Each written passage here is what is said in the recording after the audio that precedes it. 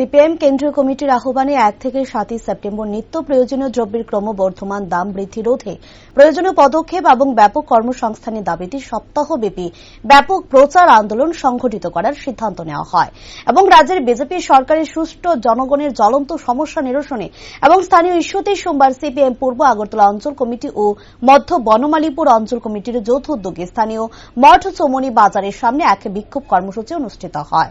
বিক্ষোভ কর্মসূচিতে বক্তব্য রাখেন সিপিএম রাজ্য কমিটির সদস্য অমল চক্রবর্তী, সিপিএম পূর্ব আগরতলা অঞ্চল কমিটির সম্পাদক সঞ্জয় দাস ও মধ্য বনমালীপুর অঞ্চল কমিটির সম্পাদিকা লিপিকা দাস সহ অন্যান্যরা।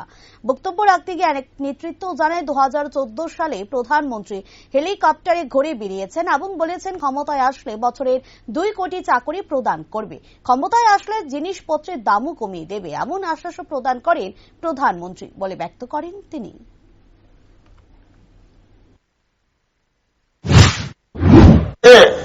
এই কর্মসূচি উদ্যোগ গ্রহণ করা হয়েছে। আপনারা যারা আমাদের কথা শুনছেন, আপনাদের জীবন অভিজ্ঞতা সবচেয়ে বেশি।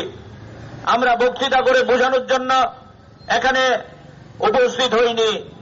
তারপরেও যেহেতু আমাদের কর্মসূচি, আপনাদের উদ্দেশ্যে আমরা কয়েকটা কথা এখানে বলতে চাই। আজকের যে আমাদের ডিমান্ড, যে অবিলম্বে যে বর্ধিত দ্রব্যমূল্য, এই দ্রব্যমূল্য সেখানে প্রত্যাহার করতে হবে, জিনিসপত্রের দাম কমাতে হবে এবং দেশের বেকার যুবকদের জন্য কর্মসংস্থানের প্রশ্নে সুনির্দিষ্ট কর্মসূচি গ্রহণ করতে হবে।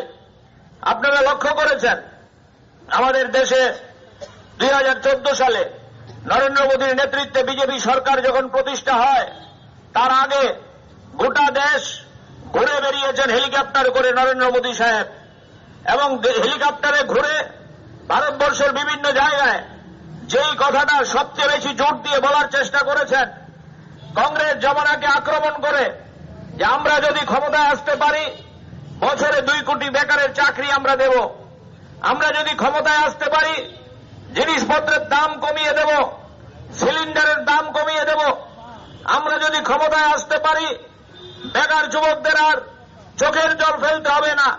এটা আমার বক্তব্য না। আপনারা সেই সময়ের যদি সোশ্যাল মিডিয়া ঘাটেন, সেই সময়ের নিউজ চ্যানেলের সংবাদগুলো যদি লক্ষ্য করেন, সেই সময় খবরের কাগজগুলো যদি লক্ষ্য করেন, তারপরে দেখতে পাবেন নরেন্দ্র মোদীজি গোটা দেশ জুড়ে বাজার গরম করেছেন। আমরা যদি সরকারে আসি বছরে 2 কোটি বেকারের চাকরি, সিলিন্ডারের দাম কমিয়ে দেব।